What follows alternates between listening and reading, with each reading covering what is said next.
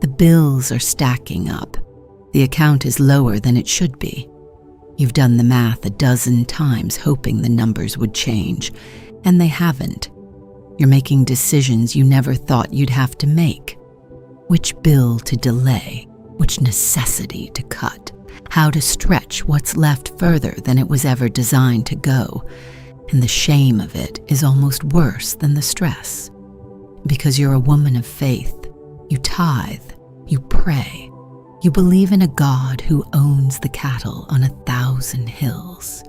And yet here you are, lying awake at 2 a.m., running the same numbers, feeling the same fear, wondering why a God who promises to provide seems so absent from your bank account.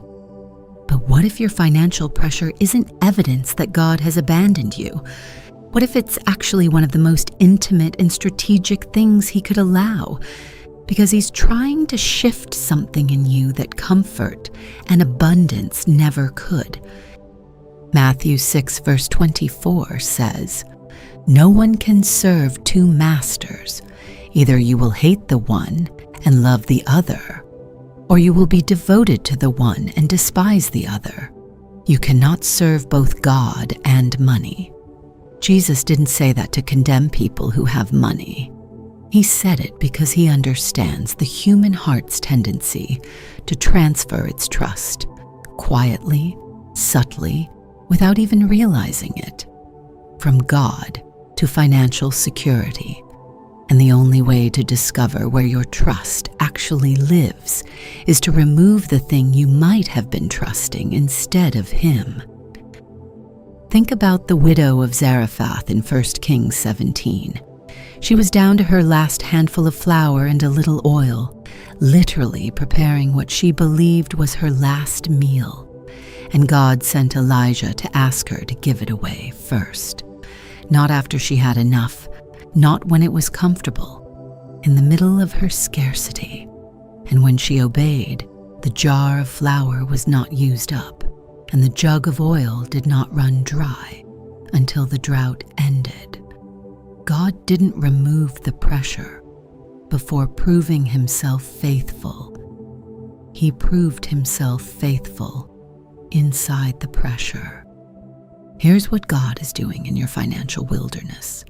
He's exposing the false security you didn't know you had. When money is available, it is easy to believe you are trusting God while functionally trusting your income, your savings, or your ability to generate more. Financial pressure strips that illusion away.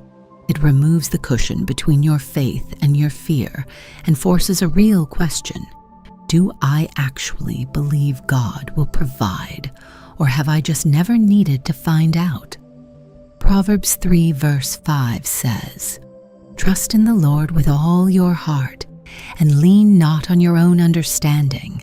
All your heart, not most of it, not the parts that aren't covered by your savings account.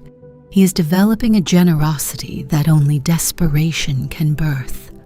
Some of the most radically generous people in Scripture gave when they had nothing left. The widow's mite, the widow of Zarephath. Paul writing about contentment from a prison cell. God is not just trying to get you through this financial season. He's trying to build in you a relationship with money and with generosity that cannot be shaken by abundance or scarcity. Philippians 4 verse 12 says, "I have learned the secret of being content in any and every situation, whether well-fed or hungry, whether living in plenty or in want."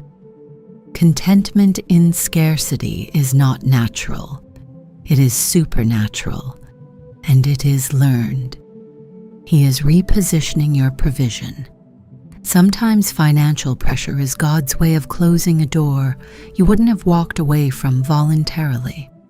The job that isn't paying enough, the business model that isn't sustainable, the financial structure built on sand.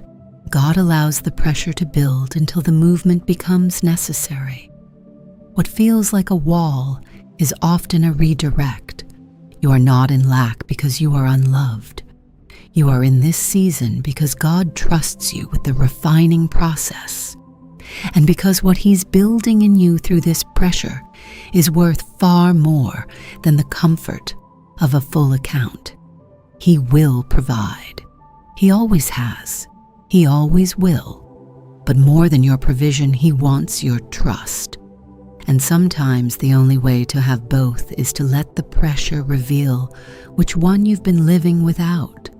If this message met you in your financial fear today, share it with a woman who needs to know God sees her. Subscribe for more biblical encouragement.